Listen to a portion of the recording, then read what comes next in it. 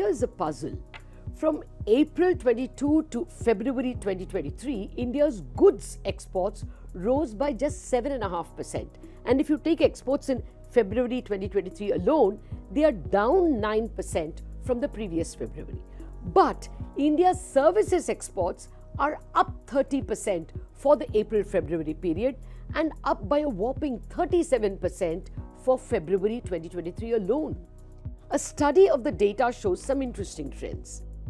Clearly, the global slowdown fears and fall in global trade are leading to a fall in goods exports from India, but it appears to be having the opposite effect on India's services exports, probably due to the acceptance of remote working.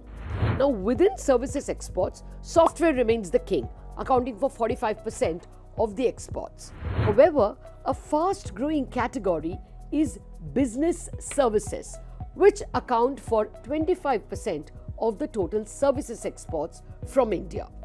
This probably includes accounting, audit, R&D, quality assurance, after-sales service, many services other than software. Now, today's story is about this category, non-software services exports, which is growing strongly. In the April to December 2022 period, software services grew by 21% according to RBI data, whereas business services grew by 38%, much better. However, this category of business services also sees a lot of imports by India, probably accounted for by technology and R&D imports, consultation fees for medical and financial services. Hence, in 2021, although business service exports were very good at 49.2, business service imports were even higher at $49.5 billion, leading to a net outflow under this head of $330 million.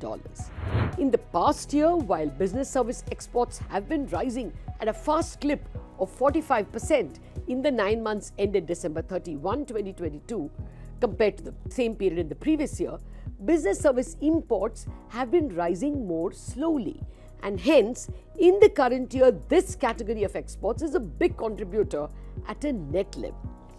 As one can see from the table, at a net level, business services exports have risen from minus $0.3 billion in 2021 to $7.3 billion in 21-22 to $14.7 billion in just the first 9 months of 22-23.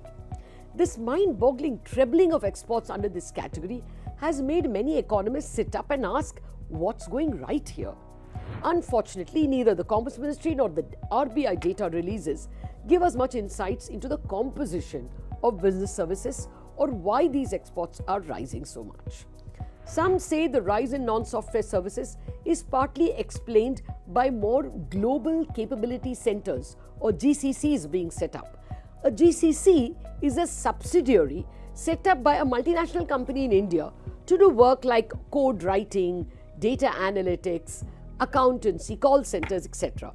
NASSCOM data shows that there are 1,500 GCCs in India, of which 65 GCCs were set up just in 2022.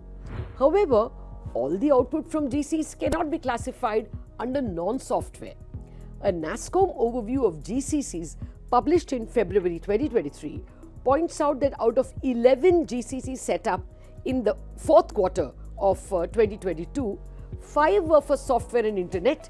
The balance 6 were one each for chemicals, travel and hospitality, semiconductors, construction and heavy engineering, and 2 centers for electrical and electronics development.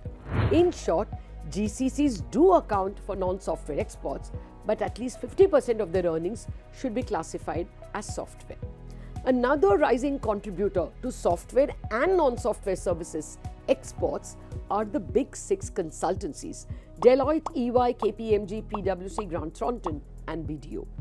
Termed managed services, these consultancies hire a large number of professionals entirely to service foreign companies.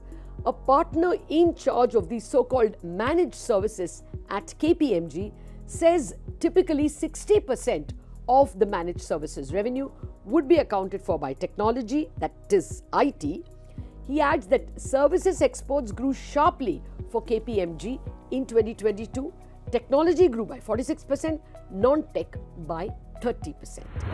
Speaking to more leaders in the Big Four, we understand that next to IT, a fast-growing service exports is accountancy and audit.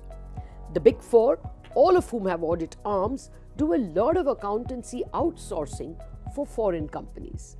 But increasingly, a lot of mid-sized chartered accountants like ASA Associates are also providing accountancy audit services for foreign companies. Experts say this segment can grow as there is a shortage of chartered accountants in the United States. More compelling is the cost advantage. A good, fresh chartered accountant would be paid 10 to 15 lakh per annum in India, while a fresher in the US would cost $10,000 or 8 lakh rupees a month.